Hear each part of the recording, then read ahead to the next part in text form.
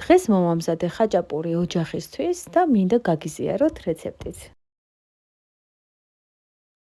ვამზადე პაპარას, ადუღებულ წყალს დავასხით სივირძე, მარტივად რომ ყოფილიყო სითხე თბილი, დავამატე საფუარი, მარილი, შაქარი, ასევე ფქვილი და დაველოდე ამოფუებას.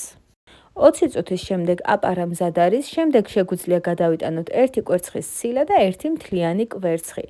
შემდეგ დავამატოთ ფქვილი და მოვზილოთ ცომი. ინგრედიენტების რაოდენობას დაგიწერთ აღწერაში. ბოლოს კი დავამატოთ შატილის რძის ნაღების კარაქი, ან სპრედი და მოვზილოთ რბილი ცომი.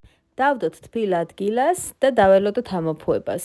ჩემი ცომი უკვე ამოფუდა, ამოვაგუნდავოთ და კვლავ დავაყოვნოთ 15 წუთი. საკმაოდ ბევრი ცომი გამოვიდა, გავამზადოთ ყველი, სულ გუნდს დავამატე ხაჭო, რომელიც ძალიან უხდება ხაჭაპურს. გავაბრტყელოთ ერთი გუნდა და გადავიტანოთ ტაფაზე, მოვაყაროთ ყველი და ზემოდან გადავაფაროთ მეორე ფენა. თავზე კი მოусვათ კვერცხის გულის და რძის ნაზავი. გამოვაცხოთ 200 გრადუსზე სრულ მზაობამდე. ამ ცომით ძალიან ბევრი რამ მოვამზადე, თქვენ შეგიძლიათ მოამზადოთ 2 ასეთი ხაჭაპური და 3 პური. ნამდვილად უნივერსალური ცომია. ჩემი ინსტაგრამის გამოწერა არ დაგავიწყდეთ.